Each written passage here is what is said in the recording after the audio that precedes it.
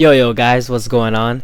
Today we're going to be talking about why I think the Golden State Warriors will be the 2022 championship team. Now overall, the Golden State Warriors roster is actually pretty nice. It really reminds me of the 2015-2016 team because they're very deep, they have their stars, and they also have players who can kind of step up in key moments of the game. These players are James Wiseman, Andrew Wiggins, Moses Moody, Juan Toscano Anderson, and of course, Jonathan Kuminga. It was announced that Klay Thompson is coming back Christmas Day. Now, I don't think he's going to be playing a lot of minutes Christmas Day, and I don't think he'll be playing back-to-backs. So let's say Klay Thompson will be back in full form around end of January, early February, and he'll be able to start playing 30 minutes a game, doing what he normally does, putting up the shots he normally does. But until then, those games before Klay Thompson comes back are their most important games because they need to win those games at a very high percentage. I think the Warriors will be one of the top 3 teams at least in the West because they have Stephen Curry, who I think will need to play at an MVP level in those first couple of months. They have Draymond Green, who is the point guard of their defense, as he said, and I think he is their most important player for this team. Then they have their X Factor, who can be a star in some games, in Andrew Wiggins. Then they have really good role players in James Wiseman, Otto Porter Jr., who I think was the most underrated, underappreciated signing in the entire offseason. Dude, this guy plays really good defense and he shoots 42% from 3 for his entire career. So you know this guy is going to be the third Splash Brother. They also have rookies like Jonathan Kuminga and Moses Moody. We'll see how they kind of fit into this roster. I think both of them will be really big contributors for the Warriors in the regular season, which is why I think they'll be really good before Klay Thompson comes back. But I think in the playoffs, you'll see that they'll get very little to no playing time just because they're inexperienced. Their games are still super raw. That's why this team really reminds me of the Golden State Warriors teams from the past because they have their stars, they're super deep, and they have role players who somehow, some way find a way to elevate their game in the playoffs. For the 2015-2016 Warriors, Shaun Livingston was a walking bucket inside of the 3-point range. Harrison Barnes was okay, but that's all they really needed from the small forward position when you have Stephen Curry and Klay Thompson, in my opinion, the 2 best shooters ever. And then you had Andre Iguodala. I know Max Kellerman gets a lot of flack for saying, if the Death Star was pointed at the earth, I'd choose Andre Iguodala to hit the 3. But let's be honest, he wasn't entirely wrong. Andre Iguodala to me was one of their most clutch shooters. Yes, Stephen Curry was a 3-point god, and yes, Klay Thompson was a third quarter god, but Andre Iguodala was really clutch for them in key moments of the game. It didn't always have to be a buzzer beater. There was times in the fourth quarter when it's 2 minutes left and he would hit a 3. The guy who no one expects to hit a 3 hits the 3. It's like you're playing in the rec. But there's 2 prime reasons I think the Warriors will be really good this year. One is Andrew Wiggins. I think Andrew Wiggins is the most underappreciated and undervalued player on this Golden State Warriors team. On average, he made about 19 points per game, which is not bad. He shot about 48% from the field, which is pretty good. But more importantly, he shot about 38% from 3, which was highly unexpected and something to look out for because maybe he can make another jump in that department. He also averaged 5 rebounds per game and 2.5 assists per game. But his shooting splits were highly encouraging of how Andrew Wiggins can fit into this roster, especially when Klay Thompson comes back.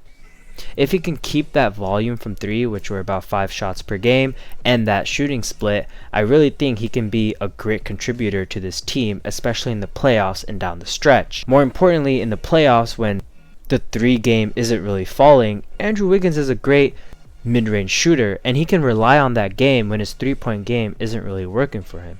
So his offensive game will always be there. And he's still only 26 years old, so a jump from this year and next year is not out of the question. That being said, for the Golden State Warriors, I don't really need Andrew Wiggins to make a jump. If he can replicate what he did last season, he's still going to be a very high contributor for this team, and he's going to have a very important role both in the regular season when Klay Thompson is out and especially in the playoffs when they need him to hit shots.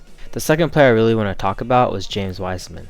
On 21.4 minutes per game, he averaged 12 points, 6 rebounds, assist, a block, and only 1.5 turnovers.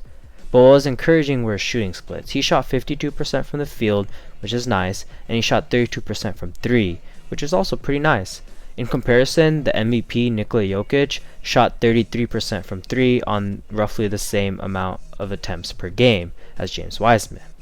But what's really encouraging are his per 36 stats, which are stats appropriated for if he was to play 36 minutes per game, which is roughly 19 points per game and 10 rebounds on the same shooting splits.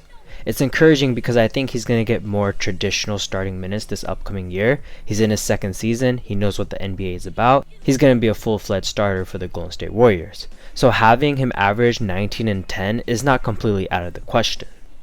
But what excites me the most about James Wiseman is going to be his total development from year 1 to year 2, both offensively and defensively.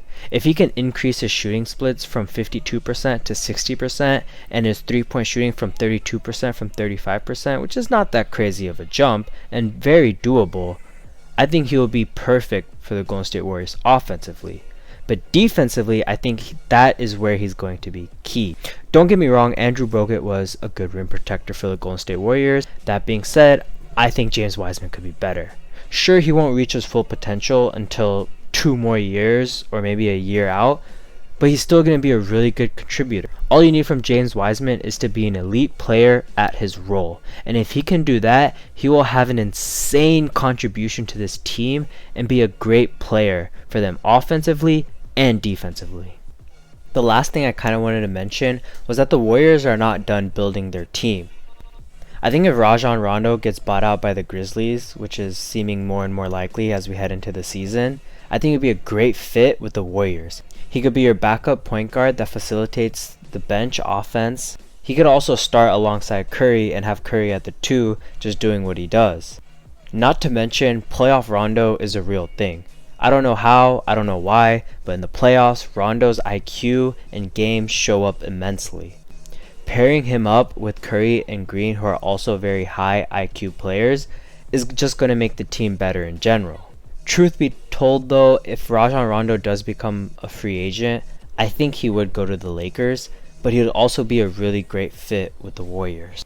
Overall, the reason I think they will be the 2022 champions is Stephen Curry will go back to MVP form Curry that we saw in the later half of the season. Andrew Wiggins will either make a lateral movement in terms of stats and production, or he'll take it up a notch. The role players coming off the bench and the rookies like Kuminga and Moody will have a great contribution to the team both in the regular season and in the postseason. Lastly, the development of James Wiseman will shore up both the Warriors' offense and their defense and allow them to be a two-way force in the league. These developments are not impossible and are very likely to happen.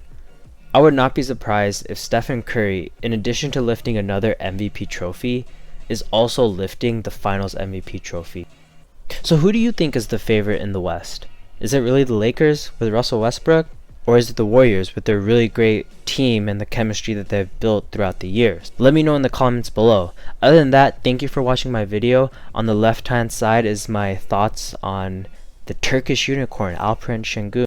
On the right hand side are my thoughts on the face of the Toronto Raptors in Scottie Barnes. Other than that, smash the like button, subscribe, and see you later.